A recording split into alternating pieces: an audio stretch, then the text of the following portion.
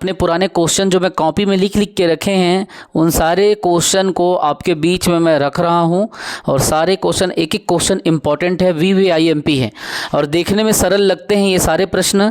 दरअसल ये सरल होते नहीं हैं और यही क्वेश्चन आपको एग्ज़ाम में पास कराते हैं। ये व्यापम का फेवरेट क्वेश्चन है और PSC में भी आता है, लेकिन व्यापम में अधिकतर पूछा जाता है।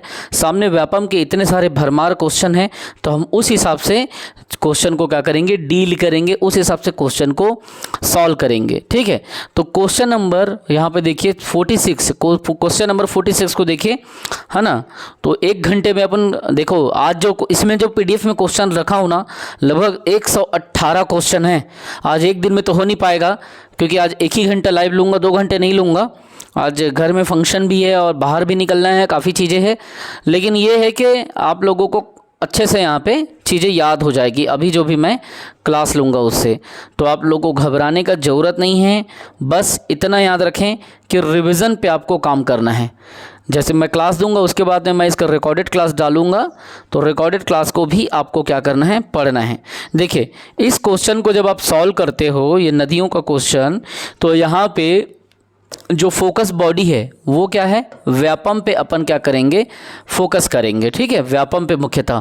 प्लस PSC के जी क्वेश्चन है जो CGPSC ने पूछा है, मेरा अनुभव CGPSC पे ज़्यादा है तो मैं इसके क्वेश्चन को ज़्यादा पसंद करता हूँ। तो ये दोनों बॉडी को कवर करेंगे, मतलब दोनों को हम लोग क्या करेंगे, इंटीग्रेटेड अप्रोच में सॉल्व करते हुए चलेंगे।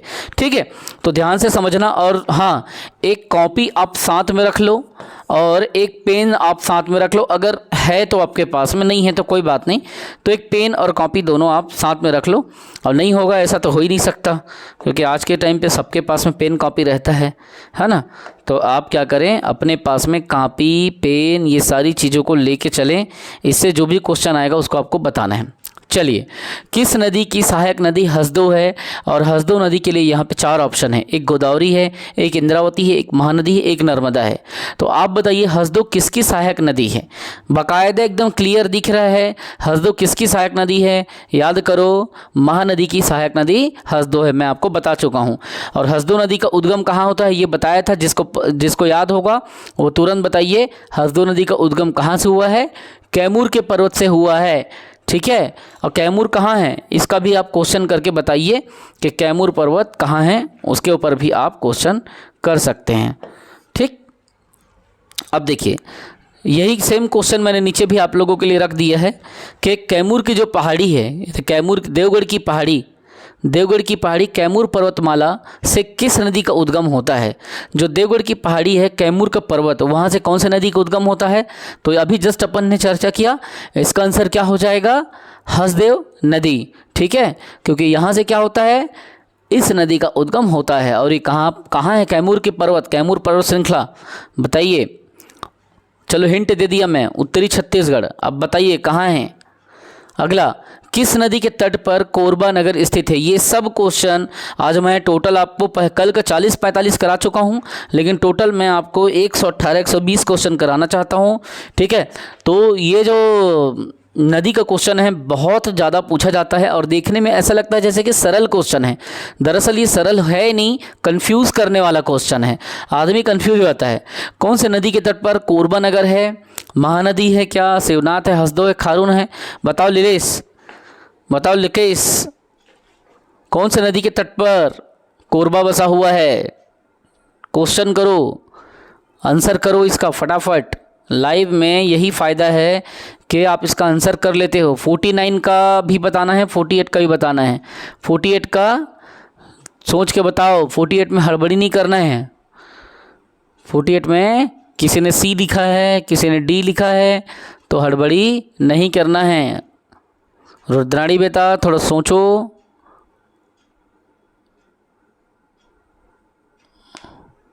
घबराना नहीं है बेटा, है ना।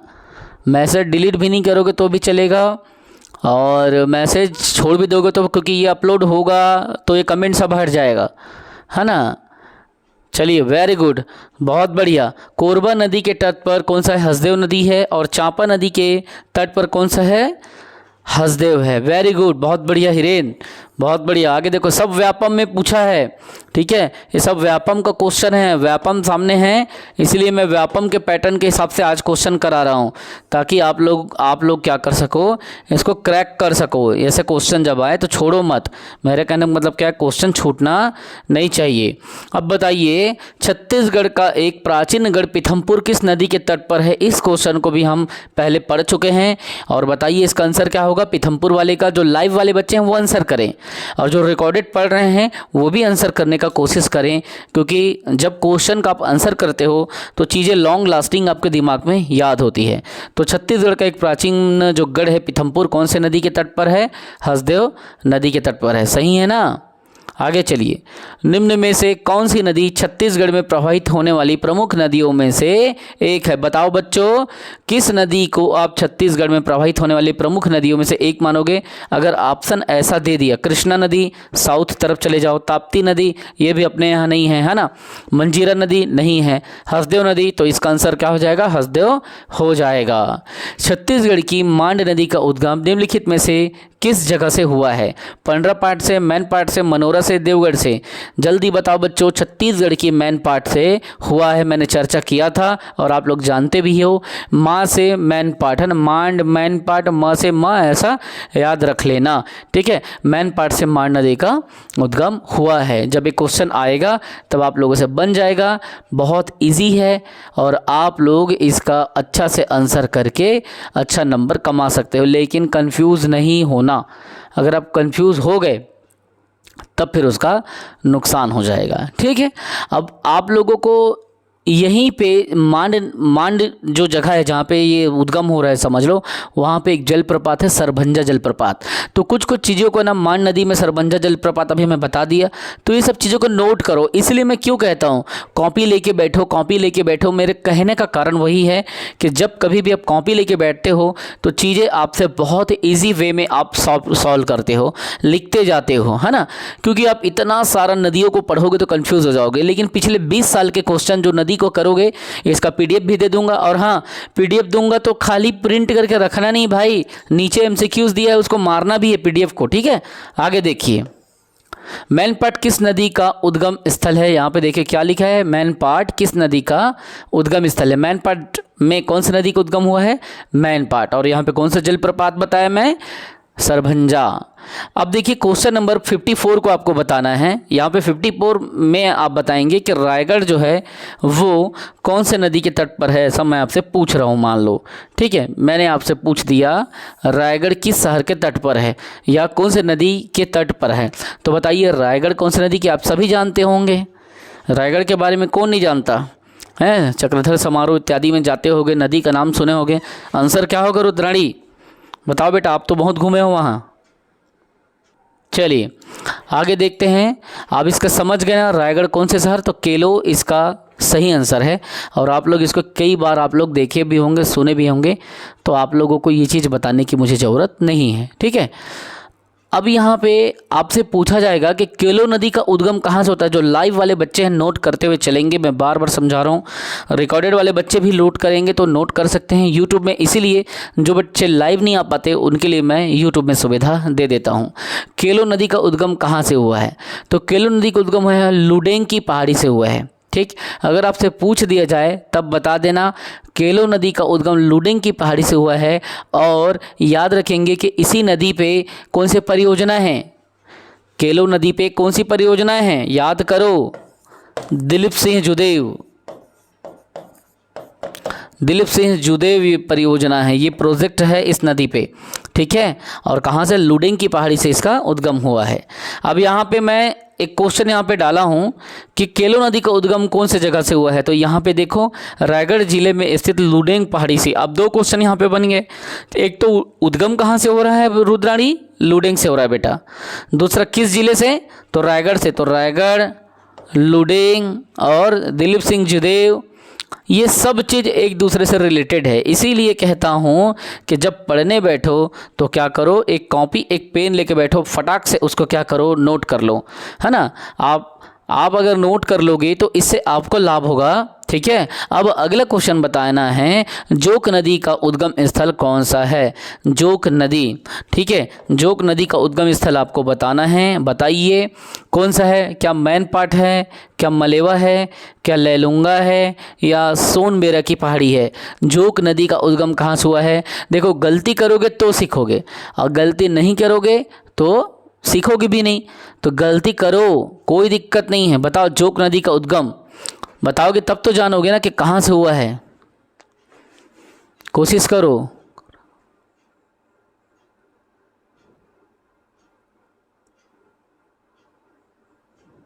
बताओ बताओ। चलिए, जोक नदी का उद्गम जो है सोनबेरा की पहाड़ी से हुआ है, जो कि कहाँ पड़ता है? नोट करो बच्चों, ये पड़ता है महासमुंद में पड़ता है। कहाँ पड़ता है? महासमुंद में। और इस नदी के बारे में ये आप भी नोट करते चलो कि इस नदी पे एक परियोजना है, छोटा सा मतलब जलप्रपात टाइप का समझ लो, या जलाशय बोलो, जलाशय लिख लो। इसमें एक जलाशय है, कौन सा? तो बल्लार जलाशय है, बल्लार जलाशय। अगला क्वेश्चन बताइए, जोक नदी किसकी सहायक नदी है? बताइए, जोक चिपक जाता है करके पिछले बार ट्रिक बताया था मैं, तो महानदी है, रिहंद है, सोन है, गोदावरी है। जोक नदी किसकी होगी? बताइए। कुछ चीज़ों को क्या करना है आपको? मेथड ऑफ एलिमिनेशन का यूज़ करना है। किसका? मेथड ऑफ एलिमिनेशन का। तो जोक नदी किसकी सहायक नदी है? बताइए। ये सब एकदम ईजी लग रहा है, लेकिन कंफ्यूज हो रहे हो आप लोग। महानदी मारूं, रिहंद मारूं, ऐसा कंफ्यूजन होता है। इसीलिए मैं कह रहा हूं कि क्वेश्चन को लाइट नहीं लेना बेटा। क्वेश्चन लगता है लेकिन इजी नहीं होता है बच्चा, ठीक है। किसकी सहायक नदी है ये? जोक नदी है महानदी की सहायक नदी। वेरी गुड, है ना। जिन बच्चों को PSC Vyapam teacher assistant teacher का कोर्स लेना है वो हमसे तुरंत संपर्क करें, डिस्क्रिप्शन में जाकर के एप्लीकेशन डाउनलोड करें, है ना। हॉस्टल वार्डन का, टीचर का, असिस्टेंट टीचर का, पीएससी का, व्यापम का, सब चीज़ का क्लास आपको हम देंगे। हमारे यहाँ सब चीज़ का क्लास आपको देंगे, और सारा क्लासेस आपको रिकॉर्डेड मिलेगा। लाइव डेली शाम को लाइव होता है, लाइव में आना है और डेली पढ़ना है, ठीक है।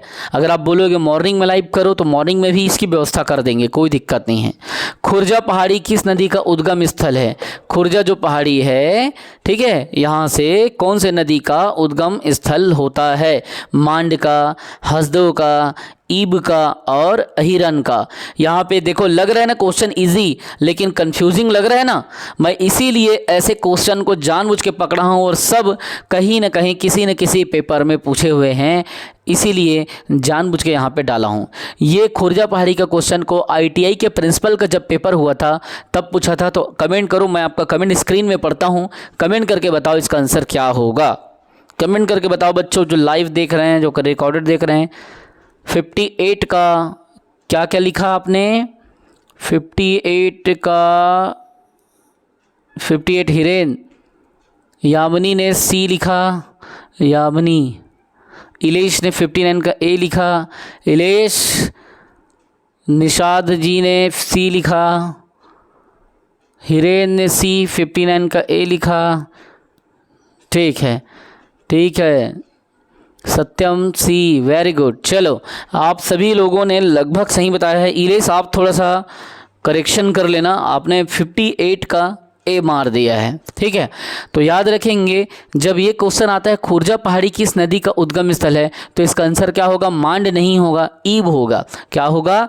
ईब नदी इसका उद्गम स्थल होगा। मैं इसीलिए अपने पूरे नोट्स, अपने कागज कापी में पूरा क्वेश्चन को लिख के रखा हूँ जानबूझ के, और उसी से पूरा ये आया है। सामने स्क्रीन में स्टार्टिंग में दिखाया भी हूँ कि ये चीज़ यहाँ पे मैंने लिख के रखा है करके, ठीक है। तो इसका आंसर ईब होगा। तो इलेश, अब तुम दूसरे कोचिंग में पढ़ते हो, लेकिन फिर भी गलती करके उस कोचिंग का नाम बर्बाद मत करो। चलो, आप बहुत मार पड़ेगा तुमको अपने दीपक सर से, मार खाओगे तब सीखोगे। चलो, अब तो माधव पहल एकेडमी का पैड कोर्स ज्वाइन करो, ठीक। चलो तुम्हारे लिए फीस आधा मजाक कर रहा हूँ ना, नहीं तो बाकी बच्चे भी बोलेंगे। चलो आंसर दो। ईब नदी का उद्गम स्थल कौन सा है बताओ। ईब नदी का उद्गम स्थल अभी हम लोग चर्चा किए है ना। इलेश अब तो बता दोगे ना बेटा कि इसका ईब नदी का उद्गम स्थल कौन सा है। लाइव वाले बच्चे फटाफट स्मार्ट वे में कमेंट मारते रहो, डरना नहीं है। अरे जब कमेंट मारोगे, क्वेश्चन सुनते ही कमेंट मार दोगे ना तो आप लोगों को याद रहेगा। और आज आपकी मैडम का बर्थडे है तो थोड़ा जल्दी निकलना पड़ेगा, इसीलिए 2 घंटे क्लास नहीं दूंगा, ठीक 7 बजे क्लास बंद करूंगा। ठीक है, ईब नदी का उद्गम स्थल बताओ क्या होगा। डरना नहीं, अभी जस्ट बताया हूं ना, अभी नहीं बताया हूं आप लोगों को। हाँ ईब नदी का उद्गम स्थान कौन सा है। खुर्जा की पहाड़ी। बरे इलेश का तो खुरजली हो गया बोलते हैं ना, वही। चलो इधर देखो इलेश, ईब नदी निम्नलिखित में से किस स्थान से शुरू होती है बेटा। अब आपको बताना है ईब नदी निम्नलिखित में से किस स्थान से शुरू होती है। मतलब ऐसा जानबूझ के आपको स्थान का भी नाम बता दिया है। एक तो पहाड़ी से उद्गम होता है वो, और फिर किस स्थान पे पहली बार प्रवेश करता है वो, उस बात को आपको बताना है। राजा झूला, रानी झूला, लक्ष्मण झूला और राम झूला। बताइए, ये क्वेश्चन जबरदस्त है, इस क्वेश्चन को नोट करना और बताइए इसका आंसर क्या होगा। हिरेन क्वेश्चन कर तो बेटा, आंसर कर इसका, क्वेश्चन का आंसर क्या होगा बताओ। सत्यम, रानी झूला। और बाकी लोग बताओ। बिल्कुल बिल्कुल मैम को आपकी तरफ से बिल्कुल बिल्कुल बोल दिया गया है भाई, शुभकामनाएं हैं, उनको बता दिया हूँ। वेरी गुड, बहुत लोगों ने अच्छा क्वेश्चन का आंसर दिया है। हिरेंद्र ठीक है ठीक है, आंसर सबको देखना है। कर चुके हो तो मुझे तो क्वेश्चन आंसर देखने के लिए स्क्रीन में जाना पड़ता है ना हिरेन, मुझे थोड़ी पता चलेगा बेटा। अगर स्क्रीन इधर रहेगा तो आंख में पड़ेगा तो मैं देख नहीं पाऊंगा, वैसे भी कंडील चश्माधारी आदमी, इसलिए स्क्रीन को उधर रखा हूं ताकि मैं जाके देख सकूं। नहीं तो रिफ्लेक्शन ऑफ लाइट होगा, इसका लाइट उसमें पड़ेगा, उसका लाइट इसमें पड़ेगा, तो मुझे डिस्टर्ब होगा, आपको डिस्टर्ब होगा। इसीलिए स्क्रीन देखने के लिए लाइव क्लास की स्क्रीन को उधर से जाकर पढ़ना पड़ता है। तुम मेरे one of the favourite student रहो ना शुरू से, तुम हो गए, लीलेश हो गए, तुम हो गए, लीलेश भी है ना, थलेश भाई है अपना, बाकी सभी हो, और धीरे धीरे सब मेरे फेवरेट बनते जा रहे हो। जो पर्सनली मुझसे कनेक्ट होगा वो तो मेरा फेवरेट बनेगा ही। कई लोगों को तो मैं जानता ही नहीं हूँ, तो वो, या कई लोग नाम बदल के कमेंट कर रहे हैं यहाँ पे, तो समझ ही नहीं आता है। धीरे धीरे अपन कनेक्ट होंगे, टेंशन नहीं लेना है, ठीक है। तो ये कौन सा है इसका आंसर। अधिकतर लोगों ने क्या लिखा है बताइए, रानी झूला। रानी झूला इसका क्या है, सही आंसर है। अब बताइए निम्नलिखित में से कौन सी सबसे बड़ी नदी है जो छत्तीसगढ़ से निकलती है। एकदम सोच के बताना, क्योंकि यहाँ पे एकदम कंफ्यूज वाला बात नहीं, सबरी नहीं है, हसदेव नहीं है, सोन नहीं है, तो क्या होगा, महानदी होगा। यहीं पे शिवनाथ रहता तो कैसे करते, शिवनाथ रहता तो कंफ्यूज हो जाते ना, कंफ्यूज नहीं होना है। छत्तीसगढ़ की सबसे बड़ी नदी बोलूँ तो कौन सा होगा, महानदी। और छत्तीसगढ़ के अंदर बहने वाली बोलूं तो शिवनाथ नदी। तो कंफ्यूज नहीं होना, 286 और 290 किलोमीटर उसकी लंबाई में। खाली स्थान बेसिन छत्तीसगढ़ राज्य में सबसे बड़ा, मतलब एक प्रकार का नदी बेसिन कहलाता है। इसका आंसर कौन सा होगा, महानदी बेसिन होगा, या गोदावरी होगा, या ब्राह्मणी, नर्मदा, क्या होगा बताओ। तो नाम देख के ही पता चल रहा है कि सबसे बड़ा बेसिन हमारे पास में कौन सा है। सबसे बड़ा बेसिन महानदी, ठीक। आगे देखिए, शिवनाथ, पैरी और हसदो किस नदी की सहायक नदी है बताइए। शिवनाथ भी, पैरी भी और हसदो भी कौन सी नदी की सहायक नदी है। तो ये थोड़ा इजी क्वेश्चन हम लोग डालते हैं, है ना, तो इसमें कंफ्यूज नहीं होना है। महानदी की सहायक नदी है। महानदी की सहायक नदी कौन सी है, अब आपको बताना है कौन सी नदी महानदी की सहायक नदी है। अरपा है क्या, खारून है क्या, मनियारी है क्या, केलो है क्या, या सभी है क्या, है ना। तो ये क्वेश्चन पे मैं थोड़ा डिटेल जाऊंगा आपको, इसीलिए इसको रखा हूँ, चारों ऑप्शन को रखवाया हूँ। बताइए क्वेश्चन नंबर इसमें क्या बोलते हैं 64। बताइए महानदी की सहायक नदी है, जो डायरेक्ट महानदी की सहायक नदी है वो बताना है, ठीक है। शिवनाथ, तुनाथ ये सबका नहीं बताना है। तो आपको बताना है जो डायरेक्ट महानदी की सहायक नदी, देख मैं बोला ना क्वेश्चन दिखता सरल है लेकिन क्वेश्चन सरल होता नहीं है, क्वेश्चन कठिन होता है। ठीक है, इसीलिए मैं कह रहा हूँ आप लोगों को कि क्वेश्चन को बार बार सुनो। किताबों से पढ़ा हुआ चीज़ जल्दी याद नहीं होता लेकिन किताब में पढ़ देखा हुआ चीज़ याद होता है। ठीक है, 2013 में CGPSC ने इसको आंसर लिया है। जब ऐसा क्वेश्चन PSC ले सकता है तो कभी भी PSC ऐसा पूछ सकता है। ठीक है, तो इसका आपको आंसर लेना है क्या, केलो लेना है। ठीक है, इस राज्य में मनियारी जो है निम्नलिखित में से किस नदी की सहायक नदी है? मनियारी किसकी है? महानदी है, अरपा है, शिवनाथ है, इंद्रावती है, क्या है बताइए? बताइए मनियारी किसकी सहायक नदी है? हिरेंद्र, मनियारी किसकी सहायक नदी है? बताओ बताओ। मनियारी इंद्रावती की तो नहीं है, बस्तर में है। अरपा की भी नहीं है, महानदी की भी नहीं है, तो ये क्या होगा? शिवनाथ का हो जाएगा। इसको बताइए, माडमसिल्ली बांध सिलियारी नदी पर स्थित है, जो निम्नलिखित में से किस नदी की सहायक नदी है? अब बताइए, सोच समझ के बताइए। मैं आपका कमेंट पढ़ता हूँ। जो माडमसिल्ली मुरुमसिल्ली आप लोग पढ़ते हो ना, धमतरी वाले एरिया, ठीक है, तो वही रुद्री माडमसिल्ली वगैरह सब आप जान रहे हो। तो माडमसिल्ली बांध सिलियारी नदी पर स्थित है। ठीक है, सिलियारी नदी पर है, कोई दिक्कत नहीं है। जो निम्नलिखित में से किस नदी की सहायक नदी है? आप बताइए। तो माडमसिल्ली जो बांध है सिलियारी नदी पर तो है, और सिलियारी नदी किसकी सहायक नदी है आपको बताना है। महानदी है, शिवनाथ है, हसदेव है, इंद्रावती है। 66 का ए बहुत इजी है, एकदम इजी क्वेश्चन पूछा हूं। अब आंसर आपको करना है, एकदम इजी क्वेश्चन किया हूं जानबूझ के, एकदम इजी क्वेश्चन है। आंसर करें, आंसर करें, एकदम इजी क्वेश्चन है। सबका कमेंट पढ़ना है मुझे, सब कमेंट करो, डरना नहीं है भाई, एकदम इजी है। और उस पॉइंट को भी नोट कर लेना, सब करो। दीप्ति, निषाद, हिरेन, लकेश, सब कमेंट करो भाई, सब कमेंट करो, सबको कमेंट करना है, किसी को छूट नहीं है यहाँ पे, क्योंकि इतनी मेहनत सिर्फ आपके लिए की जा रही है और आप सभी को कमेंट करना है। इसके बाद भी आपको होमवर्क दूंगा मैं, है ना। 118 क्वेश्चन आपका मैं कराने वाला हूँ, तो करिए इसका। इसके बाद मैं PDF दे दूंगा। ओम हरी, बताइए बताइए 66 का क्या होगा आंसर? जिन्होंने कमेंट नहीं किया है वो भी कमेंट करके बताएं। 66 का क्या होगा आंसर? ये सब मैं अपनी किताब में लिख के रखा हूँ, वही सब क्वेश्चन है जो पहले आए हैं। हालांकि मार्केट में भी है, लेकिन मार्केट की किताब में कन्फ्यूज़न है, आप उसको समझ नहीं पाओगे, वो आपको गलत डाटा दे देंगे। इसीलिए जो दे रहा हूँ उसको अच्छे से नोट करें, लेके चलें। 66 का रुद्राणी ए, ओम हरी ए, है ना, कामिनी जी ए, वेरी गुड। आप सब ने अच्छा एफर्ट दिया, अच्छा प्रयास किया। अब इसके आगे भी मैं आपको क्वेश्चन पूछता हूँ, फिर उसको भी बताना है आपको, ठीक है।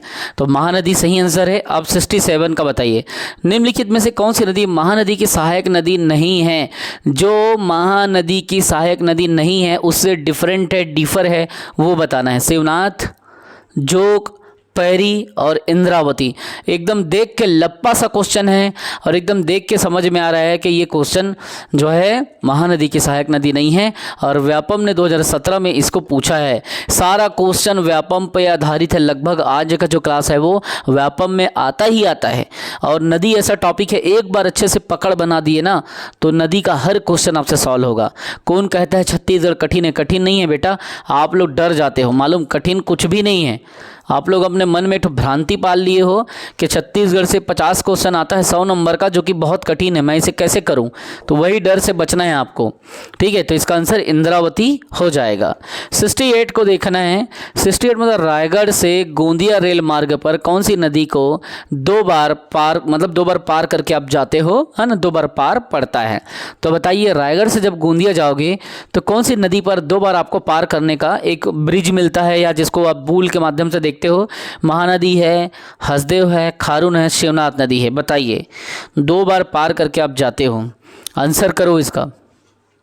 आंसर करोगे तब तो बनेगा ना। बताइए, क्वेश्चन का आंसर दीजिए। जब रायगढ़ से गोंदिया जाओगे तब के लिए।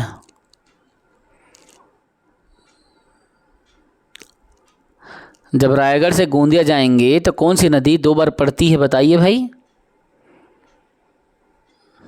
सबका आंसर पढ़ रहा हूँ मैं स्क्रीन पे, कोई एकदम चुपके से देखो मत, सब क्वेश्चन का आंसर दो, तब तो डर खत्म होगा। और डर ही खत्म नहीं होगा जब बोलोगे ही नहीं तो कैसे होगा। 68 का बताओ, 68 का इलेश ने बी लिखा, और कई लोगों ने बी लिखा 68 का, काफ़ी लोगों ने अलग अलग लिखा है। रायगढ़ से गोंदिया रेल मार्ग पर कौन सी नदी 2 बार पार पड़ता है? किसको हम 2 बार क्रॉस करते हैं रेल मार्ग पर जाते हैं? तो सभी ने हसदेव लगभग लिखा है। बताऊंगा सब बताऊंगा। जिसको पैड क्लासेस लेना है, अगर हमसे किसी भी प्रकार का, चाहे वो मेन पीएससी का लेना है, व्यापम का लेना है, हॉस्टल वार्डन का लेना है, टीचर का लेना है, असिस्टेंट टीचर का लेना है, तब जा कर के आप एप्लीकेशन को डाउनलोड करें, आपके सारे डाउट्स क्लियर होंगे। सारा कुछ पैड क्लास में रिकॉर्ड करके डाला गया है, और डेली लाइव क्लास ही होगा। डेली लाइव क्लास भी आपको 2 घंटे का दिया जाएगा, ठीक है। तो इसका सही आंसर होगा शिवनाथ होगा, ठीक है। आप लोग हसदेव कैसे ले लिए? 2 बार कहाँ से हसदेव गुजरता है? इसका आंसर आपको शिवनाथ नदी लेके चलना है, ठीक है। सबको बताऊंगा, वीडियो लंबा हो जाता है, और आज मैडम का बर्थडे है तो थोड़ा जल्दी निकलना भी था, बट प्रॉमिस किया हूँ कि क्लास लूँगा, इसीलिए मैं क्लास लेता नहीं, ठीक है। फैमिली प्लानिंग है हम लोगों की, लेकिन आज अब पढ़ाना तो है। और जानते हो ना, सबसे बड़ा जो धर्म होता है अभी के समय पे, वो होता है गुरु धर्म या छात्र धर्म। उसको पहले निभाइए, बाकी धर्म को बाद में। गुरु धर्म इसलिए ज़्यादा इम्पोर्टेंट है। एक गुरु का एक धर्म होता है बच्चों को शिक्षण करना, या शिक्षण सामग्रियों के साथ में उनसे चर्चा करना, या शैक्षणिक जो तथ्यों है, एजुकेशनल जो पॉइंट्स हैं उस पर बात करना। इसीलिए मैंने अभी आज का प्रोग्राम को थोड़ा डिले कर दिया, कैंसिल नहीं किया, डिले कर दिया। 1 घंटा आज दे देता हूँ, हर दिन 2 घंटे देता हूँ, लगभग आज 1 घंटा दूंगा, ठीक। देखिए, आमनेर, पिपरिया, मुस्का, इन तीनों नदियों के संगम पर छत्तीसगढ़ का कौन सा शहर बसा हुआ है? बेमेतरा, कवर्धा, छुईखदान और खैरागढ़। इसमें से एक आंसर आप क्या करो, सबसे पहले जब ये क्वेश्चन आता है ऐसा, तो आप उसे ना एलिमिनेट करना चालू कर दो। जब आप उसको एलिमिनेट करते हो तब बन जाता है। तो आमनेर है, पिपरिया है, मुस्का है, यहाँ पे कौन सा नगर बसा है तीनों के संगम पे? बताइए। बेमेतरा नहीं है, ठीक। कवर्धा भी नहीं है, उसका साइड अलग हो गया। छुईखदान भी नहीं है। इसका आंसर होगा खैरागढ़, ठीक। ये सब लिख लो कि खैरागढ़ के पास में 3 नदियों का संगम है। क्वेश्चन नंबर 70 को देखिए, गोदावरी प्रवाह बेसिन छत्तीसगढ़ राज्य के किस भाग पर स्थित है? अब आपको बताना है कि जो गोदावरी का प्रवाह है, मैं पहले ही बताया हूँ, महानदी बीच में है, गोदावरी दक्षिण वाले एरिया में है, सब चीज़ बताया हूँ। तो ये देख करके जब ये क्वेश्चन आएगा तो आप लोग बना लोगे ना बेटा। इसका आंसर हो जाएगा दक्षिण बस्तर वाले एरिया। लगभग 28% आप लोग देखो कवर, जब मैं आपको पढ़ा रहा था तो गोदावरी प्रवाह के अंतर्गत आता है। इस चीज़ को बताया हूँ मैं। इस क्वेश्चन को बताइए, छत्तीसगढ़ में अपवाह क्षेत्र के विस्तार के आधार पर दूसरे स्थान पर कौन से नदी तंत्र का क्षेत्र है? ठीक है, जैसे हमने महानदी को डील कर लिया, अब हम गोदावरी को डील कर रहे हैं। तो ये क्वेश्चन भी एग्जाम में व्यापम ने पूछा है, ठीक है। अब ये क्वेश्चन जब आ जाएगा तब आपसे बिल्कुल छूटना नहीं चाहिए, क्योंकि पहले प्रवाह में महानदी है, दूसरे में कौन सा है? तो बताइए, दूसरे में गोदावरी है। 72 का आप बताइए। छत्तीसगढ़ में स्थित गोदावरी बेसिन की सबसे प्रमुख नदी निम्नलिखित में से कौन सी है? मतलब गोदावरी की सबसे प्रमुख नदी आपको बताना है। कन्हार, महानदी, इंद्रावती, शिवनाथ। जो नदी सबसे प्रमुख है गोदावरी की, बताइए, है ना। ये सब दिखता इजी है, लेकिन आप लोग ना एग्जाम में वहाँ पे गलती करते हो। आंसर मारो तो मैं भी देखूँ आप लोगों का आंसर, कि आप लोग क्या आंसर लेते हो। आंसर मारो। 72 का बताओ बेटा। सत्यम,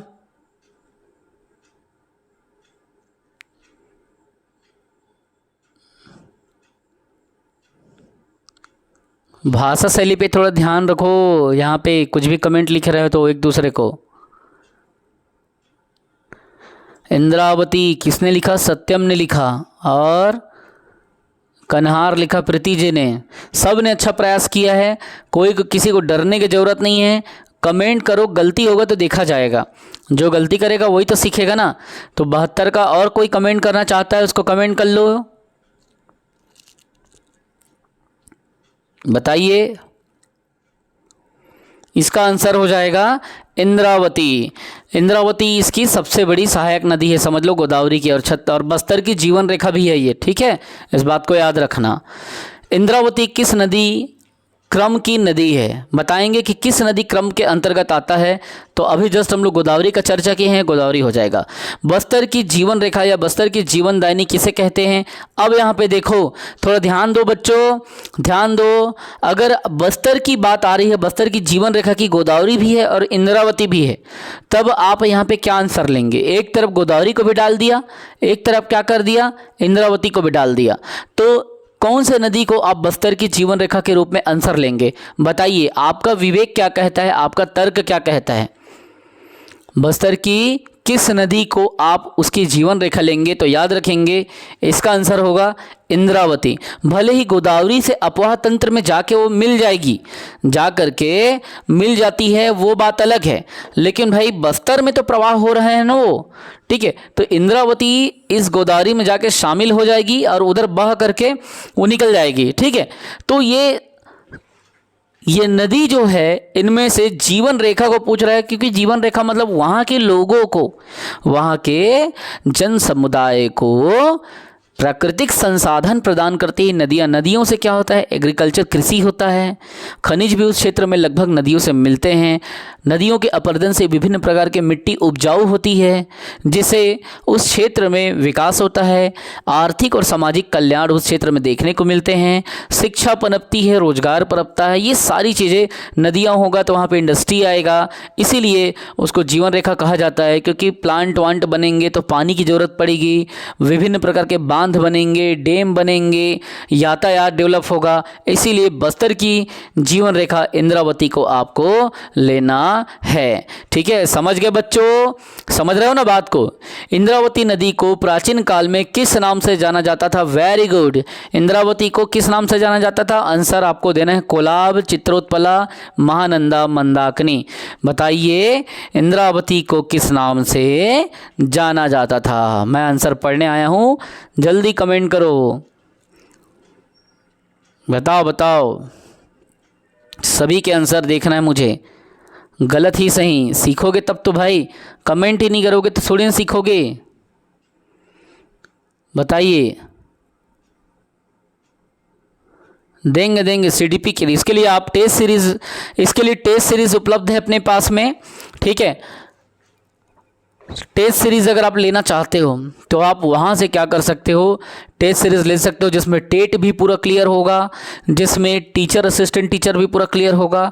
अलग से आपको टेस्ट सीरीज़ लेना नहीं है, एक टेस्ट सीरीज़ में टेट का, असिस्टेंट टीचर का, दोनों का होगा। 1700 का टेस्ट सीरीज़ है, पूरे 12 महीने का है, लेकिन आपको ऑफ़र में हम लोग दे रहे हैं, आज लास्ट डेट है ऑफ़र का, तो उसका फ़ायदा आप उठाएँ और अपना समय जो है बर्बाद होने से बचाएँ, है ना। उसमें 362 टेस्ट है, 25,000 MCQs है।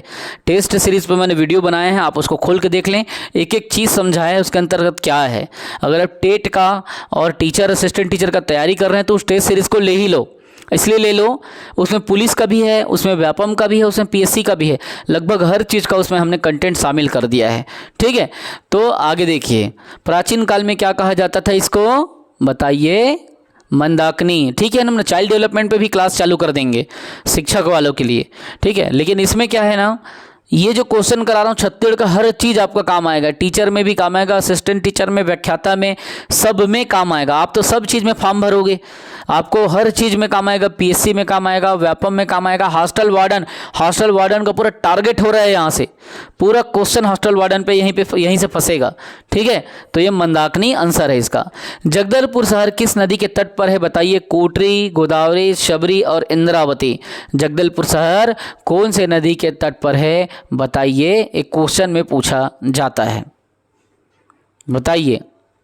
इसका आंसर क्या होगा, इंद्रावती, है ना। जो इंद्रावती है उसको पहले अपन इसको मंदाकिनी कहते थे, ठीक, जहाँ पे जगदलपुर भी इसके तट, इसके किनारे जगदलपुर है, बारसूर भी है और भोपालपट्टनम भी स्थित है। तो केवल जगदलपुर नहीं है, बारसूर और भोपालपट्टनम दोनों स्थित है। इस बात को ध्यान में आपको रखना है, अगर आ जाए तो बना लेना। ठीक, इंद्रावती नदी को प्राचीन काल में किस नाम से जाना जाता था, हमने पढ़ चुका है और इसका आंसर भी आप लोग मारे हो, तो इसको नहीं भी बताऊंगा तो भी आप बता सकते हो। ठीक है, इंद्रावती को पहले क्या कहा जाता था, आप लोग देखे हो एक क्वेश्चन। निम्नलिखित में से किस नदी का उद्गम स्थल छत्तीसगढ़ के सीमा से बाहर है।